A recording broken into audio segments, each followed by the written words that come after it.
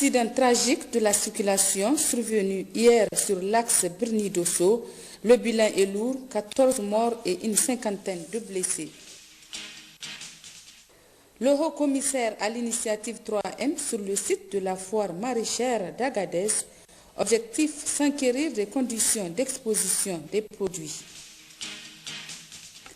Cérémonie de réception d'un important don de matériel informatique et de transmission à la direction de surveillance territoriale, don offert par le fonds CEDEAO Espagne en vue d'équiper certains services frontaliers chargés du contrôle des mouvements des personnes sur nos frontières.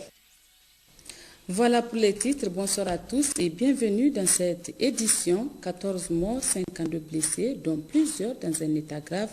Tel est le triste bilan d'un accident de la route survenu le lundi 13 janvier 2014 sur l'axe Birni-Dosso. Compte rendu Sahabi Boubacar et Harissou Garba. Il s'agit de deux véhicules de marque Toyota communément appelés Dogombaro, transportant des pèlerins en provenance de Tchota qui se suivaient suite à une manœuvre de dépassement entreprise par le second sans aucune prudence et sans s'en assurer qu'il y avait un autre véhicule qui venait en sens inverse. Après avoir tenté de se rabattre à droite, l'arrière du véhicule a percuté celui en dépassement, provoquant un déséquilibre au premier véhicule qui a fini sa course dans un ravin après avoir projeté tous ses occupants. Il y a eu sur place 11 morts, suivis de 3 autres parmi les 52 blessés admis au service des urgences du centre hospitalier régional de Dosso. Aussitôt informé, le gouverneur de la région de Dosso, M. Seydou Zatao Ali, s'est transporté au chevet des blessés où il a trouvé une forte mobilisation des responsables et agents de santé pour une meilleure prise en charge. Pour plus de précision, suivons les détails de ces macabres accidents avec le capitaine Ilyas Boureima, commandant du groupement régional d'incendie et de secours de Dosso. Arrivé sur place, on a trouvé un véhicule de transport en commun, n'est-ce pas, après 2 ou 3 tournois, s'était retrouvé sous ses pieds, après avoir bien entendu projeté presque tous ses occupants. Il ne nous appartient pas de définir les causes de cet accident.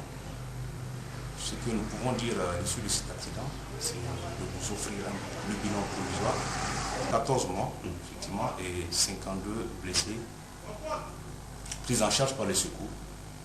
Et là, il faudrait qu'on précise que les secours, c'est les sapeurs-pompiers, plus les autres forces de défense et de sécurité, des pêcheurs sur place. Avant que les blessés ne soient évacués sur l'hôpital de Dosso, déjà, nous avons informé le médecin sur place de se préparer pour accueillir les blessés, afin que des soins, n'est-ce pas, intensifs puissent leur être administrés. Par ailleurs, plusieurs autres accidents se sont passés le même jour. Le premier a concerné un véhicule des forces de défense et de sécurité qui a fait des blessés et le second a engendré la mort d'un garçon coincé contre un arbre à Birningaouré. Le Premier ministre chef du gouvernement Brigitte Raffini a reçu ce matin en audience l'ambassadeur de l'Inde au Niger.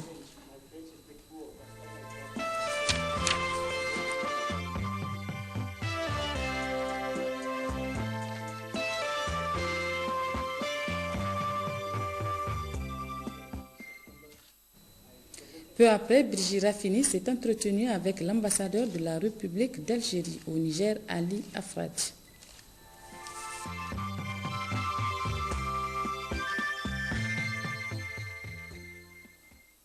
Ce jour 14 janvier 2014, des centaines de scolaires de la ville de Zender ont organisé une manifestation. Ils se sont pris violemment aux forces de défense et de sécurité au niveau du commissariat de la ville. Le directeur général de la police nationale a, à cet effet, rendu public un communiqué suivant le chef service central information, relations publiques et sport, Adil Litour. Les élèves du CG4 et du complexe scolaire Barma Mustafa, lors de cette manifestation, se sont pris au commissariat central de Zender à travers des jets de projectiles. Malgré cette violence caractérisée, les éléments des forces de défense et de sécurité ont gardé leur sang-froid jusqu'à leur passage. 20 minutes plus tard, pas moins de 700 élèves rassemblés au niveau de la tribune officielle ont fait mouvement vers le commissariat central de Zender. Au cours de cette deuxième attaque, le commissariat de police a été la cible d'intenses et violents jets de projectiles de la part des manifestants ayant occasionné d'importants dégâts matériels. 3 véhicules en stationnement à la devanture du commissariat. Le premier appartenant à un policier, le second à la Loterie nationale du Niger et le troisième à un particulier ont été caillassés par les scolaires. Dans l'enceinte du commissariat, le bureau de l'adjoint au DRPN ainsi qu'un véhicule de la police immatriculé PN013 ont été endommagés. À la suite de ces manifestations, 23 élèves ont été interpellés, dont un légèrement blessé. Dans l'élan de leur manifestation, les scolaires manipulés s'attendaient à une réaction violente des forces de défense et de sécurité, ce qui n'a pas du tout été le cas, puisque ces derniers ont agi dans les règles de l'art en matière du maintien et du rétablissement de l'ordre public. La situation a été très vite maîtrisée par les forces de défense et de sécurité et le même dispositif sécuritaire sera maintenu pour parer à d'éventuels troubles. Le haut-commissaire à l'initiative 3N, en compagnie du gouverneur de la région d'Agadez, a effectué ce matin une visite sur le site de la foire maraîchère d'Agadez, sise à la place Toumo de Niamey. L'objectif global est de s'enquérir des conditions dans lesquelles se tient cette exposition vente tenue sous le thème « Quelle synergie entre les producteurs agricoles et la tutelle dans le cadre de la mise en œuvre de l'initiative 3N ». Les détails avec Mariam Dakou et Issoufou Nouma. Cette visite du haut-commissaire à l'initiative 3N, en compagnie de ses plus proches collaborateurs et du gouverneur de la région d'Agadez à la place Toumo de Niamey, où se tient depuis vendredi dernier la foire maraîchère d'Agadez, se veut une occasion pour féliciter et encourager ces maraîchers venus de Tablote, Timia et Iferouane. Cette foire qui expose en dehors des épices, ail et oignons plus de 300 tonnes de pommes de terre et 50 tonnes d'agrumes et qui a vu la participation de 110 maraîchers dont la plupart jeunes n'a pas laissé indifférent le haut-commissaire à l'initiative 3N dans l'activité cadre avec la vision de la structure dont il a la charge. La majeure partie de cette exposition des jeunes et dans le cadre de l'initiative 3N, nous avons dit que nous voulons faire de la jeunesse le fer de lance de l'initiative 3N. Comme vous savez, le Niger, nous sommes à près de 70% d'une population jeune. Donc, c'est une population qui demande à travailler. Donc, particulièrement, cette jeunesse, à elle que nous devons nous adresser. Et nous avons dit actuellement, à partir dans le plan d'accélération de l'initiative, comme l'a dit le Premier ministre, il y a de cela une semaine quand il a visité la zone de l'Iraser, nous allons mettre l'accent sur la jeunesse. Le gouverneur de la région d'Agadez se réjouit pour sa part de l'engouement des jeunes de l'Aïur pour les travaux maraîchers. Aujourd'hui, dans l'esprit en tout cas du programme de renaissance avec l'initiative 3N, cette jeunesse d'Agadez a compris qu'il faut se mettre résolument au travail de la terre. Et je vous assure, j'ai dit bien, j'ai fait 2 semaines de tour actuellement dans l'Aïr et le Kawar. Cette jeunesse qui, dans le temps, dans les slogans, c'était « Nous voulons des places dans les sociétés minières ». Il faudrait qu'ils ont oublié ça. Ils ne demandent que des soutiens pour pouvoir en fait travailler la terre. Des appuis de la part des autorités des 3N, du gouvernement pour pouvoir travailler la terre. Donc nous avons, je pense, le devoir de cette jeunesse-là à aller résolument vers ce travail-là et à ne pas les décevoir. Agadez a donc donné l'exemple à travers cette exposition. Il revient aux populations des autres régions du pays de s'inspirer de cette belle initiative pour véritablement répondre à cet ambitieux programme du président de la République. Les Nigériens nourrissent les Nigériens. Rencontre des experts du comité 1540 dans le cadre de l'application de la résolution 1540 du Conseil de sécurité des Nations Unies. C'est le ministre de la Défense nationale par intérim Hassoum Massaoudou qui a officiellement procédé à l'ouverture des travaux de 4 jours d'échange entre experts du comité, les forces de défense et de sécurité et les institutions nigériennes concernées par la question de lutte contre le terrorisme. Seynou Soumaïla Ibrahim et Issoufou Suleiman. Ce déplacement de Niamey du comité 1540 est sa réponse à une demande nigérienne pour bénéficier de facilités dans l'application de la mise en œuvre de la résolution 1540 visant la prolifération nucléaire adoptée à l'unanimité par le Conseil de sécurité des Nations Unies en 2004. Comment est-ce que notre pays pourrait se doter et des ressources humaines qualifiées et des équipements qui permettent donc d'empêcher l'accès, en fait l'entrée de ces matériels-là dans nos pays. Mais là, il s'agit d'une sécurité globale parce que si le Niger est faible, ça veut dire que aussi les autres, la communauté internationale est faible. Parce que la force de la communauté internationale, elle est équivalente à celle de l'État le plus faible. Et donc le maillon le plus faible, c'est celui-là qui montre le degré des forces des pays. Face à l'adversité, le Niger a déjà fait des pas en avant. Nous félicitons le Niger d'avoir déjà présenté un rapport au comité. Empêcher les acteurs non étatiques d'accéder à des armes de destruction massive et à leurs éléments connexes exige des efforts constants. Nous espérons que cette visite permettra aux membres de la délégation du comité 1540 de recevoir directement du gouvernement nigérien des explications sur les mesures supplémentaires qui ont été prises ou qui sont envisagées. Pour le ministre de la Défense par intérim, la présente activité trouve tout son sens puisqu'elle s'intègre particulièrement dans la stratégie pour le développement et la sécurité des zones sahélo-sahariennes. SDS Sahel Niger, qui a été conçu par notre pays en vue, je cite, de contribuer à la réduction de la pauvreté et à l'éradication de l'insécurité qui prévalent dans sa zone d'action pour en faire un véritable pôle de développement économique, social et culturel, où il régnera désormais un climat de paix et de sécurité propice à l'épanouissement et au bien-être des populations qui y vivent. Fin de citation.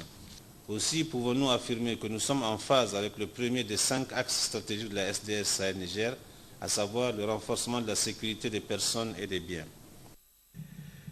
La résolution 1540 vise à combattre les menaces que les actes de terrorisme font peser sur la paix et la sécurité internationale, à empêcher la prolifération des armes de destruction massive et à empêcher des acteurs non étatiques à s'emparer de ces technologies. Elle réaffirme l'intérêt d'une coopération internationale en matière de nucléaire civil. Une mission d'identification et des actions de relèvement de la haute autorité à la consolidation de la paix, conduite par son président, le colonel-major Mohamed Abou Tarka, a présidé hier à Tanout au lancement des actions de relèvement de la région de Zender et Maradi au titre de l'année 2014, compte rendu Moustapha Bouji et Ali Abdou.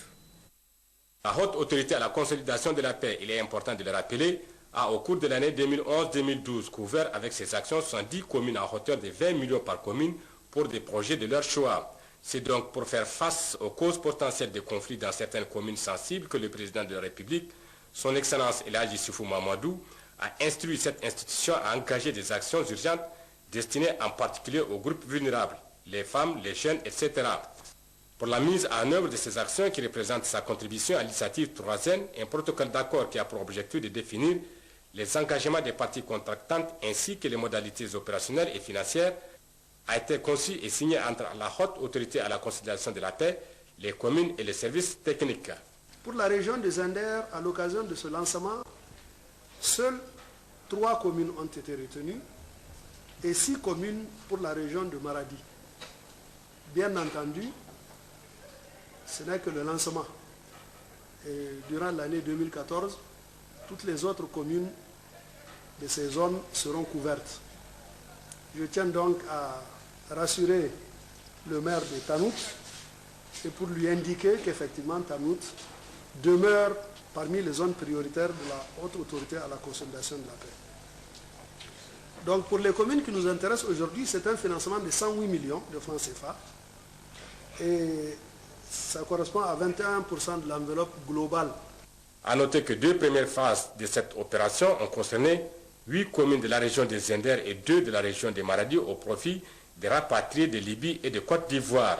Peu avant le lancement des actions de relèvement au titre de l'année 2014 et après les mots de bienvenue du maire de la commune urbaine de Tanout et celui du préfet Mohamed Oumarou, qui se sont tous réjouis du choix porté sur leur entité pour le lancement des actions et rappeler les multiples appuis apportés par la haute autorité à la consolidation de la paix au profit de leur population, le gouverneur de la région Kalamoutari a remercié les participants pour avoir effectué le déplacement et a souligné avec force l'intérêt que le président de la République, son Excellence El Hadji Issoufou Mahamadou, accorde à la paix et au bien-être des Nigériens, mais aussi rappeler l'utilité des actions qu'ils ont librement choisies et pour lesquelles ils doivent s'investir pleinement pour en tirer les meilleurs profits.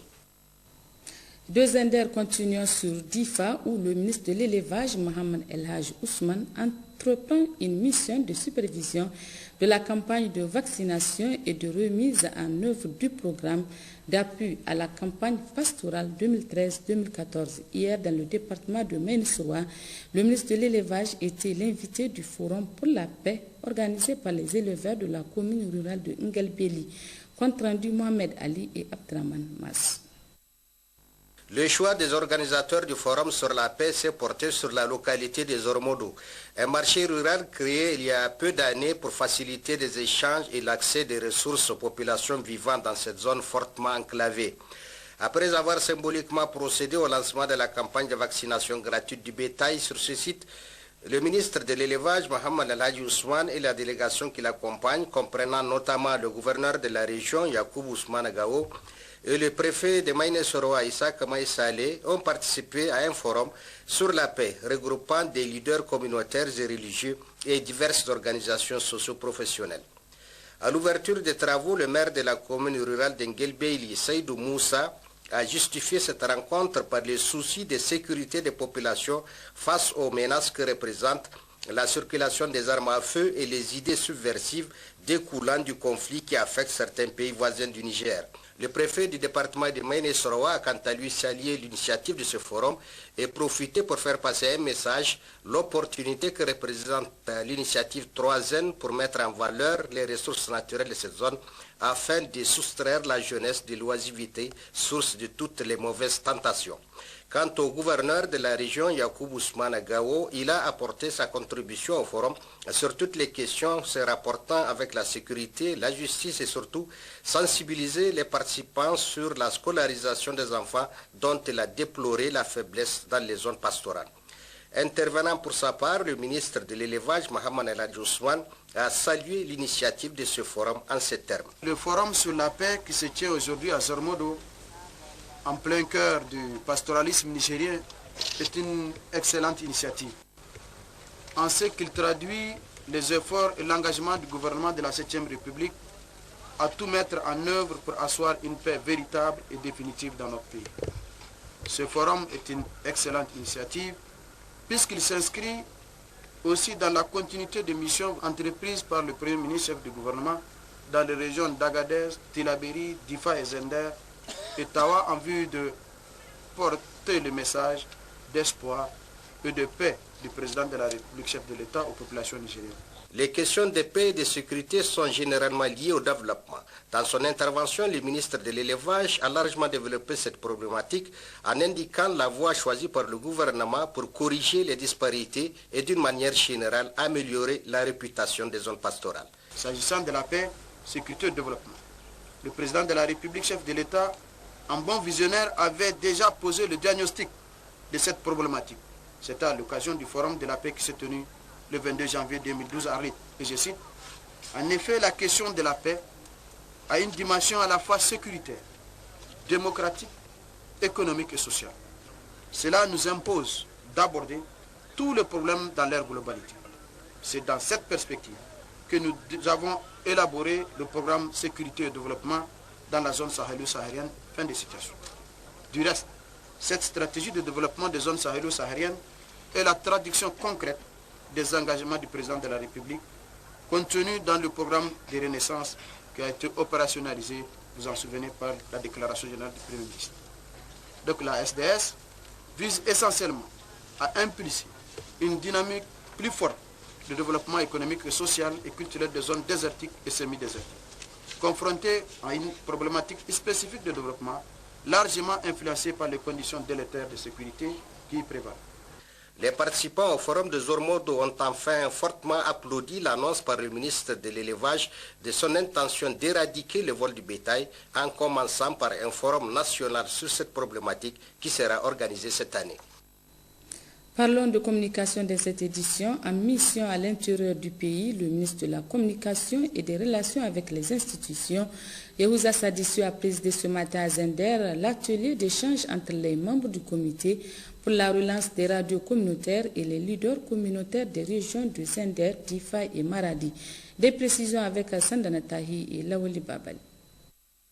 Le ministre de la Communication et des Relations avec les institutions Yahouza Sadissou, qu'accompagne le conseiller technique Abdoulaye Mamoudou, le directeur des stations régionales ORTN Ali Isaka, le directeur des radios communautaires Amadou Boukari, a été accueilli à l'entrée de la ville de Zander par le gouverneur Kalla Moutari, entouré des cadres techniques régionaux et le sultan de Damagaram, Aladja Aboubakar Sanda. Quelques instants après cet accueil, Yahouza Sadissou a présidé la cérémonie d'ouverture de l'atelier d'échange, de concertation et de sensibilisation des leaders communautaires sur le projet d'installation des radios communautaires financé par le programme des Nations Unies pour le développement PNUD pour une enveloppe de 5 milliards 577 millions de francs CFA. Ce projet vise la réhabilitation des radios communautaires existantes au Niger, l'installation de nouvelles autres et le renforcement des capacités des acteurs impliqués pour faire de ces radios d'importants outils qui permettront d'atteindre tous les objectifs assignés au plan de développement économique et social PDES. Procédant à l'ouverture de cette rencontre, le ministre de la Communication et des Relations avec les institutions a décliné les zones devant abriter ces radios communautaires ainsi que les activités amenées en amont dans le cadre de ce projet. Dans un premier temps, d'installer 21 radios dans les communes de convergence de l'initiative 3N. Il s'agit notamment des communes de Gelbeili et Foulatari pour la région de Difa, Koleram, Dogo, Gafati, Walelewa et Yaouri dans la région de Zander, Dangoulbi, Jaratawa, Sarkinyama, Chadokori et Guida Amoumoun pour la région de Maradi, Tondikiwindi et Dengazi Banda pour la région de Tilaberi, Sokorbe pour la région de Dosso, Iferouane pour la région d'Agadez, Tajae, Bambay, Urno, Bangui et Alakaï pour la région de Tawa.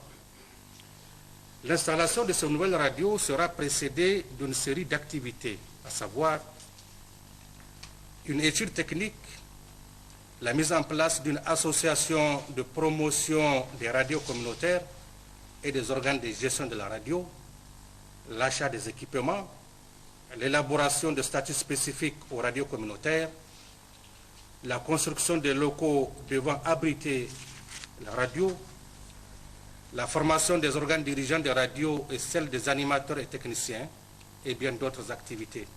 À noter enfin que cette rencontre sera marquée par des échanges fructueux entre les membres du comité de réflexion et d'action pour la relance des radios communautaires et les leaders communautaires sur notamment les considérations stratégiques et techniques à tenir en compte dans l'installation et la gestion d'une radio communautaire.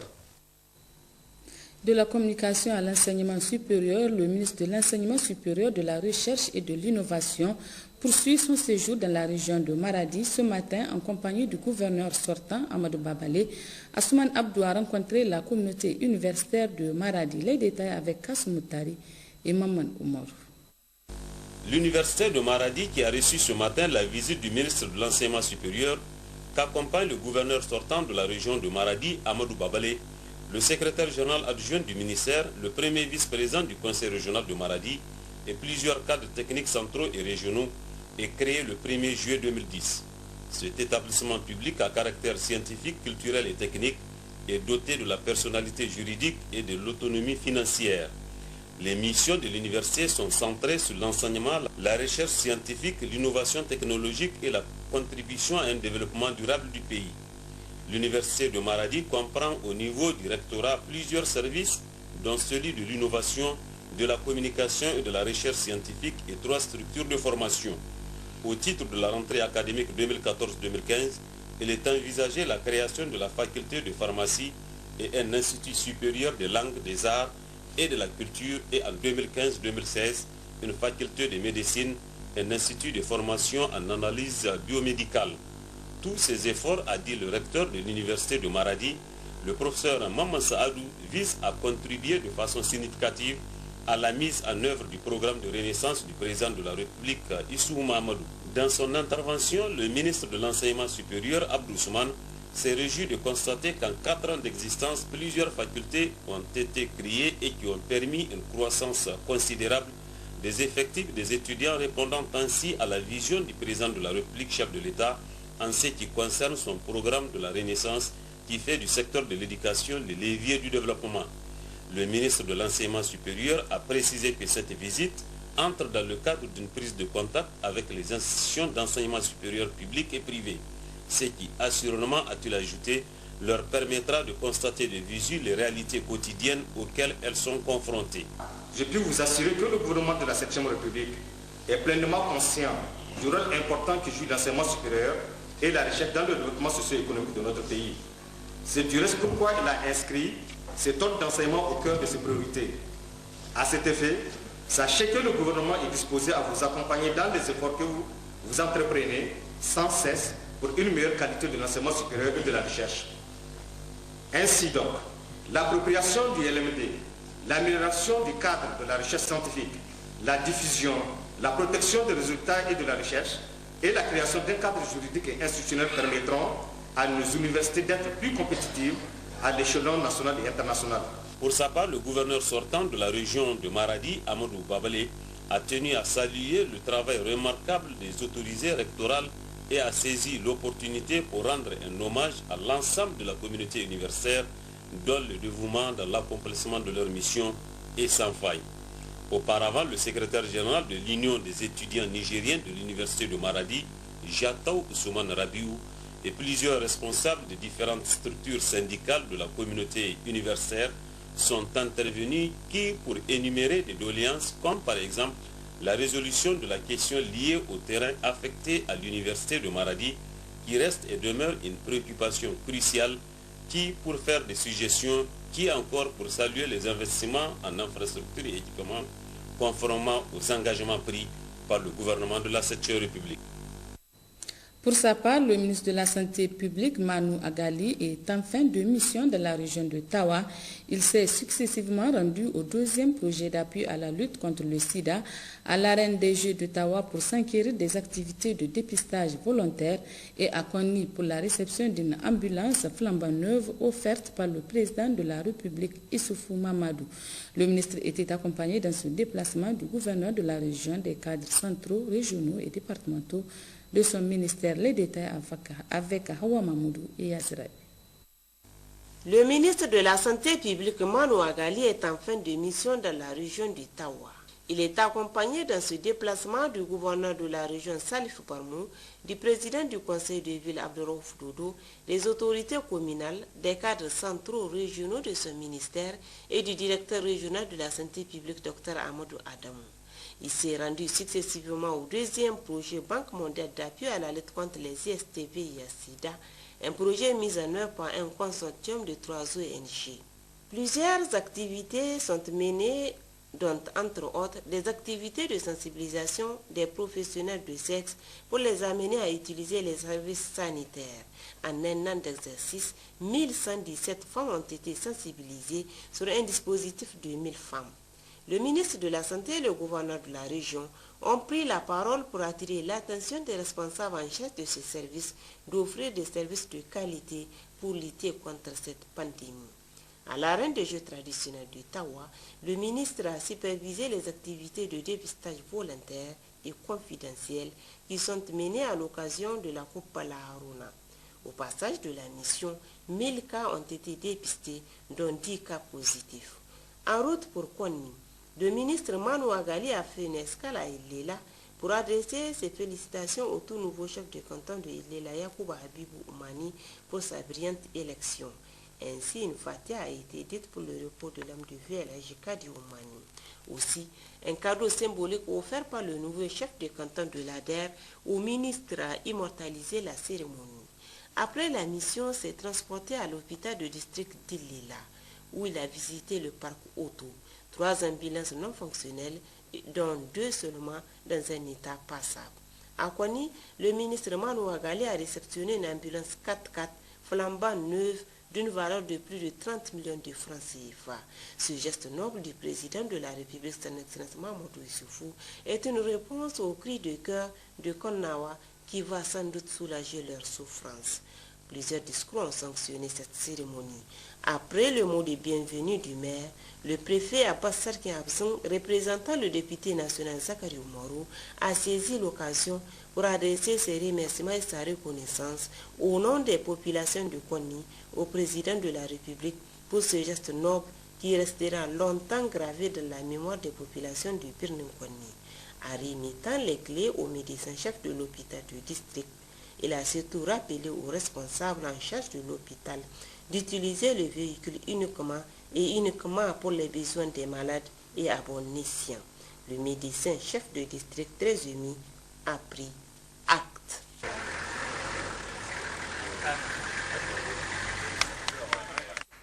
Ouverture ce matin dans la salle de réunion Sanibako de Niamey des travaux de l'atelier sur le bilan des activités 2013 du ministère de l'Hydraulique et de l'Assainissement et de la programmation 2014.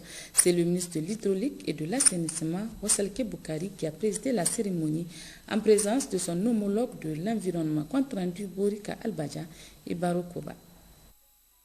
Cet atelier a pour objectif majeur d'examiner et de valider le bilan des réalisations faites en 2013 des ouvrages hydrauliques et des infrastructures d'assainissement, de faire le point sur les appuis financiers et techniques mobilisés pour les activités entrant dans le domaine de suivi de protection des ressources en eau et l'acquisition des équipements, de tirer les leçons de la mise en œuvre des stratégies actuellement en cours et d'examiner la programmation des activités pour l'année 2014.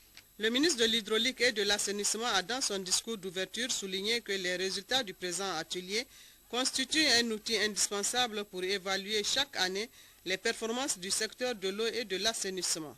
Vous savez en effet que l'alimentation en eau potable des populations et leur cheptel, ainsi que l'accès aux infrastructures d'assainissement, occupent une place de choix dans le programme de renaissance de son Excellence Issoufou Mahamadou, président de la République, chef de l'État.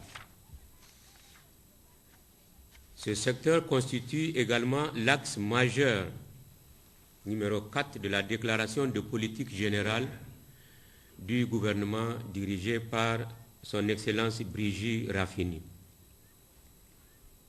Il n'est donc nullement besoin d'insister sur l'importance du secteur de l'eau et de l'assainissement dans la promotion économique et sociale des populations nigériennes. Le présent atelier s'ouvre également à un moment où la stratégie opérationnelle de promotion de l'hygiène et de l'assainissement de base et la stratégie d'intervention en hydraulique pastorale sont dans le circuit d'adoption par le gouvernement et à un moment où le PANGIR entre également dans sa phase opérationnelle.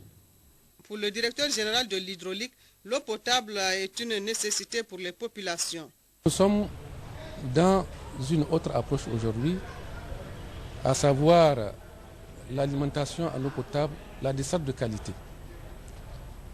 Qu'est-ce que nous appelons desserte de qualité? Il faut repenser à notre programmation la mise en place d'un puits par là, d'une pompe à mousse humaine. Nous pensons que ce n'est pas ça qui résout les problèmes. C'est pourquoi nous allons plutôt voir l'approche multivillage. Partout où cela est possible, si les ressources sont disponibles, si techniquement c'est possible, nous allons nous orienter vers des mini-IP multivillages qui vont regrouper un maximum de villages qui sont dans un rayon jusqu'à 20 km. Et nous pensons que seule cette façon de faire peut améliorer la desserte de qualité aux populations.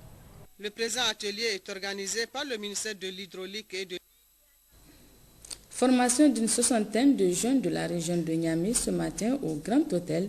Cette formation est initiée par l'Agence nationale pour la promotion de l'emploi et vise à informer, sensibiliser et former les participants sur le processus d'élaboration de business plan, de création d'entreprises comptables. C'était en présence du ministre de l'Emploi, du Travail et de la Sécurité sociale. Compte rendu Jouari Isiaka et Mohamed Adam. Dans le cadre de la mise en œuvre des programmes d'appui pour la promotion de l'emploi au Niger, l'Agence nationale pour la promotion de l'emploi avec ses 5 programmes, notamment le programme d'appui à la création d'emplois ruraux, celui d'insertion de jeunes diplômés, d'insertion dans les petites et moyennes entreprises, le programme d'appui à l'initiative d'emploi indépendant et enfin le programme de reconversion de chômeurs qu'elle a initié cette formation à une 60aine de jeunes de la ville de Niamey. Cette formation vient après celle effectuée dans les autres villes du Niger. La recherche des solutions au problème crucial du chômage en général et celui des jeunes diplômés en particulier constitue l'une des préoccupations majeures des autorités de la 7e République, au premier rang desquelles son Excellence Alhaji Issoufou Mamadou, président de la République, chef de l'État, et de son Excellence Brigitte Raffini, Premier ministre chef du gouvernement. Dans cette optique, le Niger s'est doté de plusieurs instruments juridiques et institutionnels avec comme principale vision la création d'emplois productifs et décents pour les hommes et les femmes, en particulier les jeunes, notamment par l'adoption d'une politique nationale de l'emploi. L'Agence nationale pour la promotion de l'emploi ANPE, avec comme principale mission l'exécution des programmes d'insertion, de réinsertion et de reconversion professionnelle, procède efficacement à la mise en œuvre de cette politique nationale de l'emploi. S'il est vrai que les actions menées dans le cadre de la promotion de l'emploi enregistrent des résultats probants au niveau du secteur public, avec la création de milliers d'emplois, la situation est moins reluisante au niveau du secteur privé. C'est pour renforcer les capacités de ces jeunes pour qu'ils soient proactifs et compétitifs dans leur entreprise. Les formations qui vont débuter ce matin concernent le programme de reconversion des jeunes diplômés et le programme d'auto-emploi. Ils s'adressent particulièrement aux jeunes demandeurs d'emploi qui ont besoin d'un appui par rapport à la création de leur propre entreprise. Et les jeunes, on a fait une remarque sur le marché de l'emploi. Il y a des jeunes diplômés qui n'ont pas une compétence assez poussée dans le cadre des logiciels comptables. C'est pour cette raison que nous avons décidé de former 30 jeunes en logiciel comptable Sage-Sari afin qu'on puisse les reverser sur le marché de l'emploi pour qu'ils puissent être plus compétitifs. Et la formation auto-emploi concerne 31 jeunes pour les aider à avoir, ils ont déjà leur idée d'entreprise, donc leur permettre d'acquérir tout le nécessaire qu'il faut par rapport à la création d'entreprise. L'objectif pour 2014 est de chercher avec ces jeunes un financement afin qu'ils puissent bien s'installer. Ces 2 sessions de formation de demandeurs d'emploi de la région de Niamey à l'esprit de l'entrepreneuriat et à la maîtrise des logiciels comptables sont confiées à des professionnels en la matière. Le séminaire, donc, dans les thèmes l'esprit d'entreprise, l'élaboration de plans d'affaires et création de micro-entreprises s'adresse à des jeunes diplômés et qui ont décidé de s'installer à leur propre compte. Ils ont été sélectionnés par l'ANPE sur la base des idées de projets dont ils sont porteurs. Et cette formation donc leur permettra de pouvoir évoluer à partir des idées, donc évoluer vers des projets, et des projets qui soient faisables et rentables. Les étudiants, quand ils sortent de l'école, n'est-ce pas, ils n'ont pas une formation sur le logiciel de comptabilité Sage. Donc là, ce qui fait que quand ils partent sur le marché de l'emploi, n'est-ce pas, il n'est pas facile pour eux souvent de s'intégrer facilement. Donc c'est pourquoi, n'est-ce pas, le cabinet a été retenu pour éventuellement faire former ces jeunes, n'est-ce pas, à l'utilisation de ce logiciel. 2 semaines durant, les jeunes de la ville de Niamey auront des échanges sur des thèmes divers et variés ayant trait à la recherche d'emploi et à la création de l'entreprise ou à la promotion de l'initiative privée.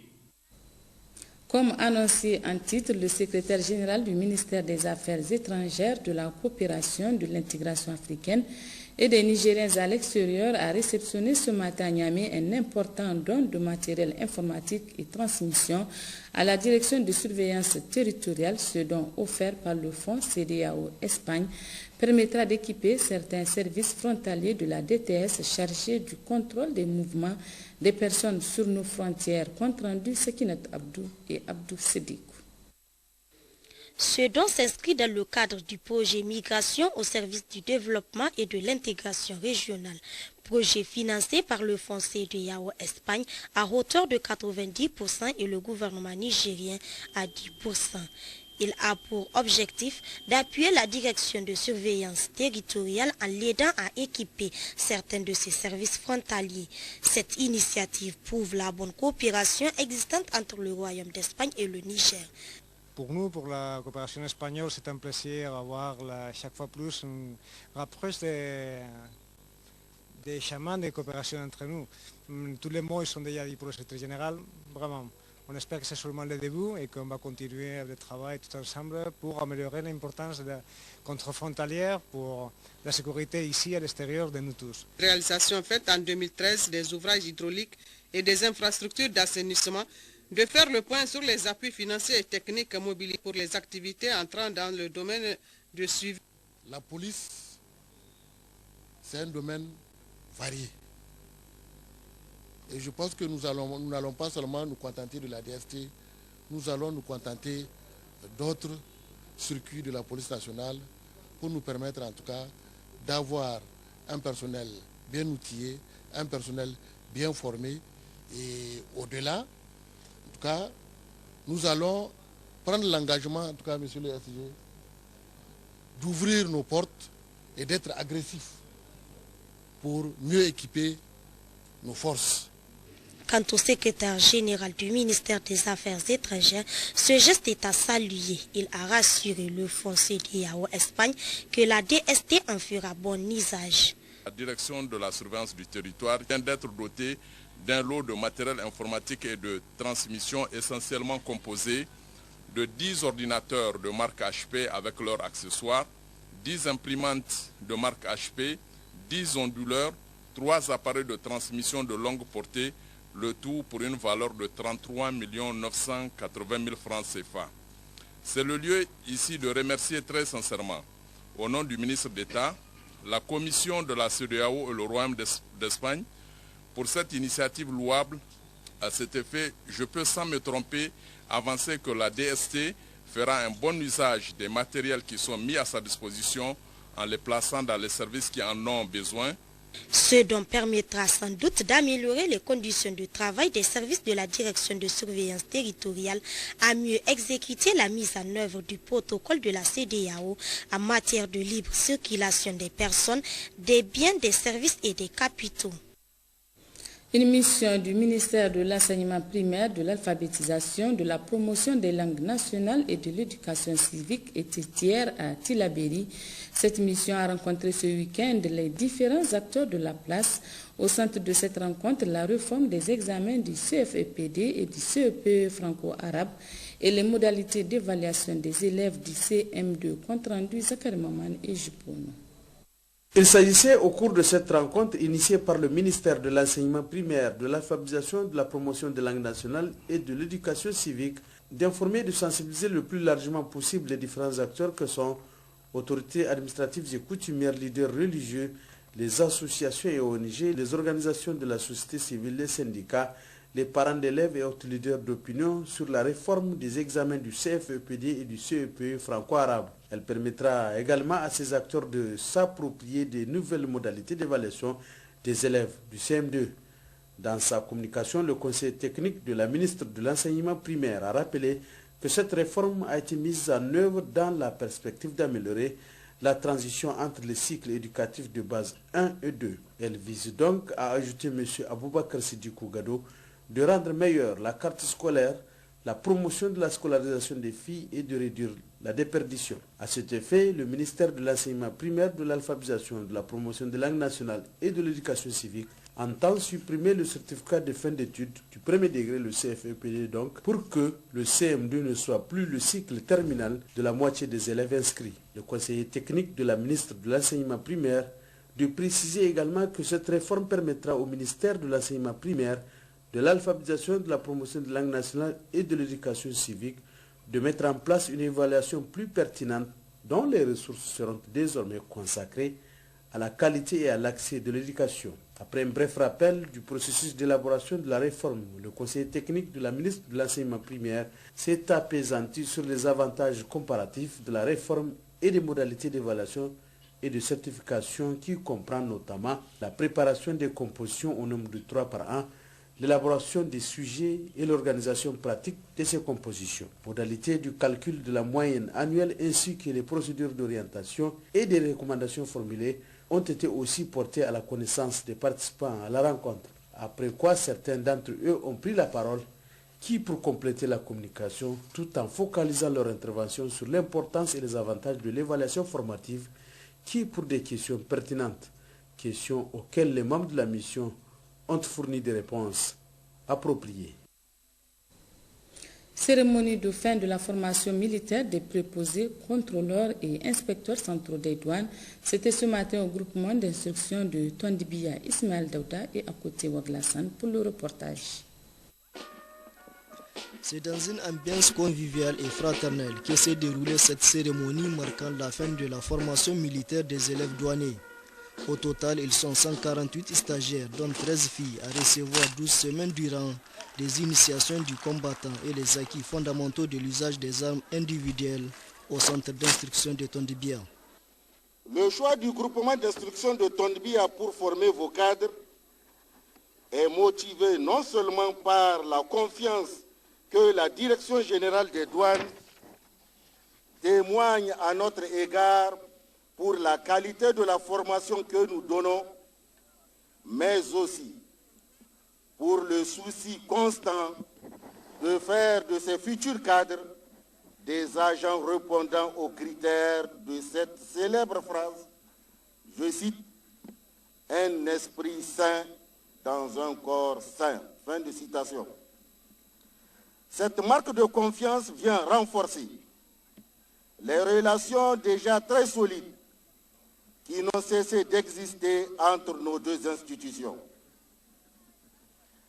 Quant à vous, élèves douaniers de la promotion 2013, sachez que cette formation d'une importance capitale de votre carrière vient compléter les différentes études académiques suivies dans les écoles professionnelles, dans les filières propres à votre métier.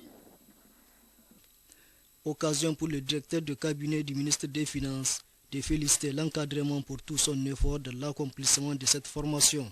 Je voudrais saluer tout particulièrement les officiers, sous-officiers et hommes de rang qui ont pris part à un titre ou à un autre à cette belle expérience consistant à faire de parfaits novices des éléments avertis, des atouts et des dangers de l'arme à feu, partant des éléments respectueux du métier militaire.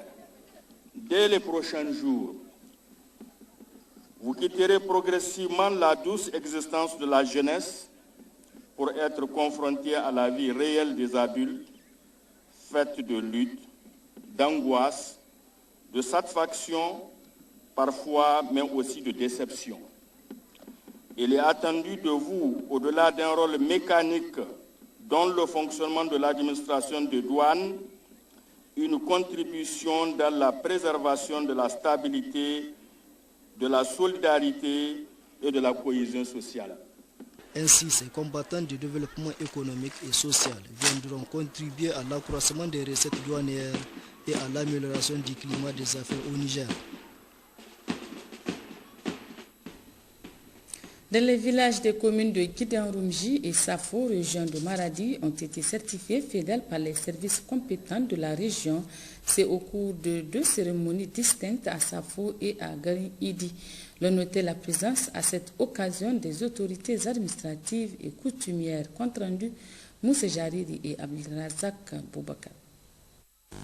Il faut tout d'abord souligner que l'approche assainissement total pilotée par la communauté ATPC est un ensemble d'actions menées par les communautés elles-mêmes, permettant d'améliorer les conditions de vie et d'habitat des populations, de préserver leur santé et de protéger les ressources naturelles à travers la gestion des excrétas et des ordures ménagères, l'hygiène de l'eau et de la boisson et le lavage des mains à l'eau et au savon. Une opération d'assainissement total pilotée par la communauté bien menée est toujours sanctionnée par une cérémonie de certification de fin de défécation à l'air libre fédal, c'est-à-dire que les communautés qui l'ont mise en œuvre ont mis fin à la défécation à l'air libre par la construction des latrines familiales et l'observance des règles élémentaires d'hygiène. C'est le cas des présentes cérémonies de certification à Garin, Edi et Safo, qui sont l'aboutissement de 3 mois de compétition entre 20 villages des communes de Safo et Guidarumji. Au cours de ces 3 mois de compétition, 1317 latrines traditionnelles ont été construites. Des latrines qui ont changé positivement l'image de ces villages du point de vue salubrité. Un gigantesque travail mené par les services de santé de la région avec l'appui financier du Centre Carter qui combat le trachome cécitant dont Maradi a la plus grande prévalence au Niger. Des résultats jugés très satisfaisants à en croire les autorités administratives et coutumières de Guidarumji et Madarumfa dans leurs interventions respectives. À Guidarumji comme à Madarumfa, les populations des villages bénéficiaires ont adhéré à cette approche et ont demandé aux autorités locales de transmettre leur reconnaissance au président de la République Issoufou Mahamadou et à son gouvernement pour tous les efforts qu'ils ne cessent de consentir pour la promotion de la santé des populations. Aussi, plusieurs récompenses en nature, composées de savons et de matériel aratoire, ont été attribuées aux villages méritants et plusieurs concessions de ces villages ont été visitées. Ces visites ont permis aux autorités de constater et d'apprécier un véritable changement de comportement de cette population qui par ailleurs... Ouverture ce matin à Difa des travaux de l'atelier de formation des membres des partis politiques dans le cadre du projet Consolidation de la paix et de la bonne gouvernance dans le Sahel TICAD. C'est le gouverneur de la région qui a présidé la cérémonie, compte rendu Abdraman Boukari et Haroun Sanda. Organisé par le secrétariat permanent du Conseil national de dialogue politique avec l'appui du cabinet du Premier ministre et du PNUD dans cet atelier de formation et de sensibilisation placé sous le thème « Consolidation de la paix et prévention des conflits politiques » vise à renforcer les capacités des membres des partis politiques dans la perspective de conforter la démocratie et de contribuer à la consolidation de la paix et la gouvernance au Sahel en général et au Niger en particulier. Vous savez, la paix, c'est ça qui fait la stabilité politique dans un pays. Et quand cela est assuré dans un pays, tout peut marcher pour la bonne gouvernance. Donc nous avons sollicité du PNUD cet appui pour pouvoir renforcer les capacités de nos acteurs politiques, pour qu'il y ait des notions sur la citoyenneté surtout, mais aussi sur le bon comportement politique, donc pour l'apaisement du climat politique. L'occasion donc pour le gouverneur de la région de Difa, M. Yakoubou Soumana Gao, en ouvrant les travaux de cette session de formation, de saluer de prime abord la forte mobilisation des acteurs politiques autour de cette rencontre, preuve a-t-il indiqué de leur claire conscience des responsabilités qui doivent être les leurs, particulièrement à un moment crucial de l'avenir de notre pays. Cette rencontre, a ajouté Yakoubou Soumana Gao, rêvait pour la classe politique de la région de Difa et pour les autorités régionales une importance capitale, ce d'autant plus qu'elle permettra de mieux outiller les acteurs politiques afin de les rendre plus aptes et capables d'exercer leur rôle dans le jeu fort périlleux de la politique et de la démocratie de notre système de gouvernance. À cet égard, il me plaît de saluer le rôle éminemment positif et important que joue le Conseil national de dialogue politique dans la consolidation de la paix et le renforcement de la démocratie dans notre pays. Du reste, ce programme de renforcement des capacités des acteurs politiques, dont l'exécution est confiée au secrétariat permanent du CNDP, sous la coordination du cabinet du Premier ministre et de toute évidence, la matérialisation de la volonté politique fortement affichée des plus hautes autorités de la 7e République, au premier rang desquelles son Excellence El Hadji Issoufou Mahamadou, président de la République, chef de l'État, et son Excellence M. Birji Rafini, Premier ministre, chef du gouvernement, président du Conseil national du dialogue politique, d'accorder une grande priorité à la promotion de la gouvernance politique et institutionnelle de notre pays. Pour finir, Yakoubou Soumana Gao a saisi cette opportunité pour demander aux participants d'accorder une attention soutenue aux différents enseignements qui leur seront dispensés, aussi d'être attentifs, assidus et actifs pour qu'ils en tirent grand profit et qu'à leur tour, ils puissent restituer la même formation à leurs autres camarades qui n'ont pas eu comme eux la chance d'y participer.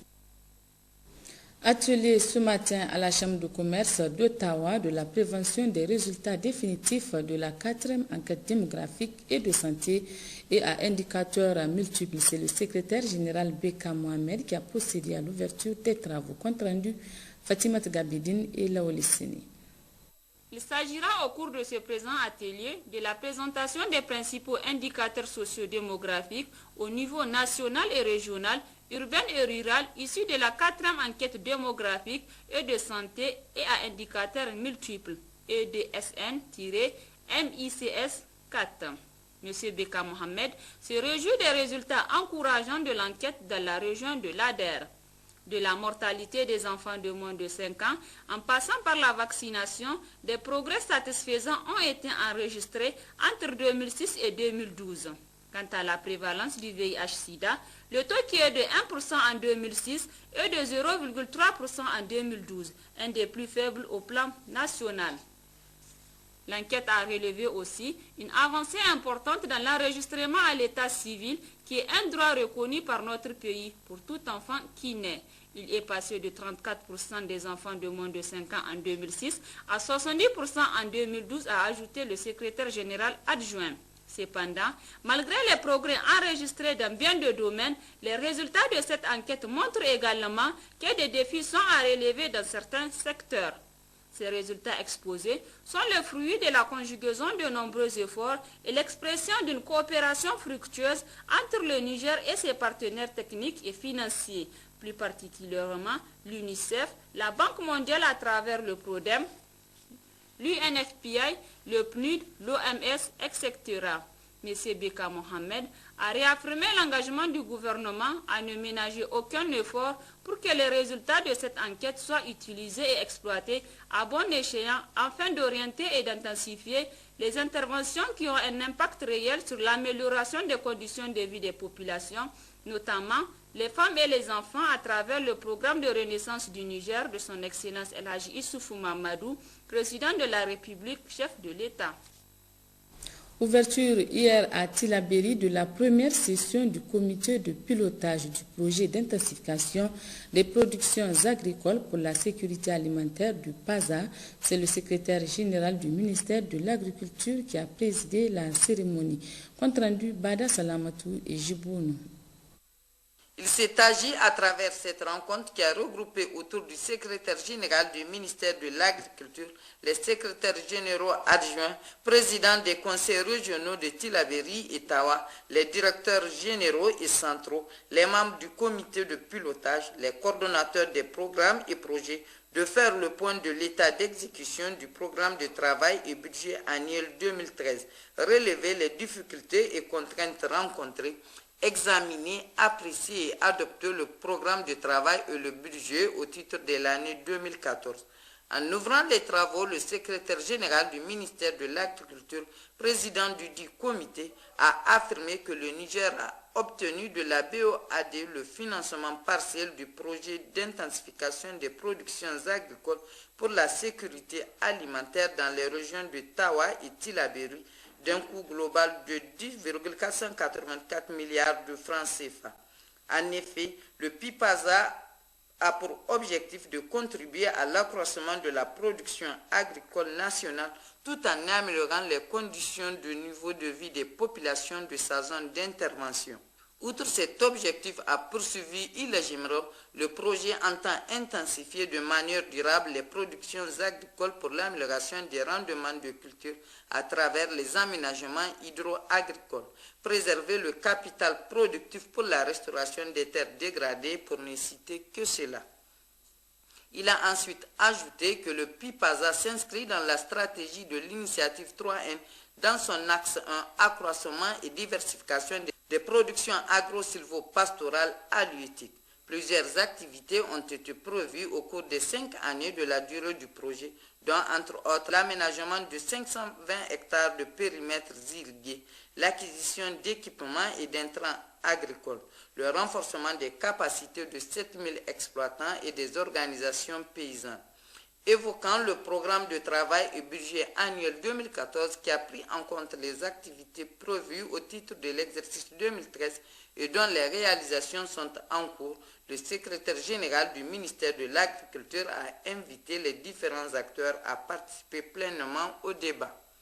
Mais auparavant, le secrétaire général adjoint de la région de Tillabéri s'est réjoui de la tenue d'une telle rencontre avant d'exhorter les participants à s'approprier les différents modules qui leur seront présentés.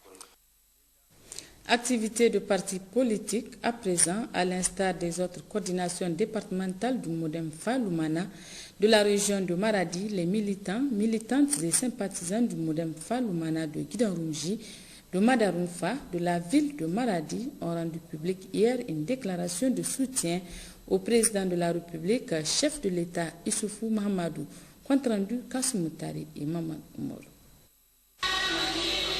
Ils sont plusieurs centaines de militantes, militants et sympathisants du Modem FA Lumala, de Maradi, de Guidanroumji et de Madarumfa à se retrouver dans la salle de réunion de la communauté urbaine de Maradi.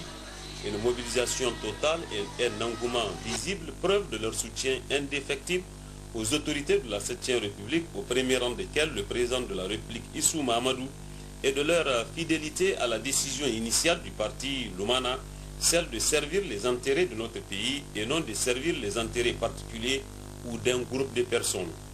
Déclaration de soutien de la coordination du modèle FA Lumana de la ville de Maradi.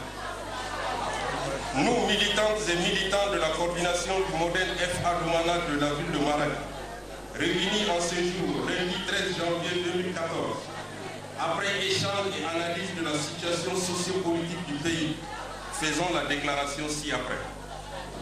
1. Il vous souviendra que le 13 août 2013, le président de la République, son Excellence Mahamadou Issoufou, a pris la décision courageuse de mettre en place un gouvernement d'union nationale pour fédérer et mutualiser les compétences nationales en vue de la réalisation des objectifs nobles contenus dans le programme du développement économique et social PDS. Nous, militants du modèle FA Lumana du Kachina et du Gobi, apportons notre soutien ferme et indéfectible au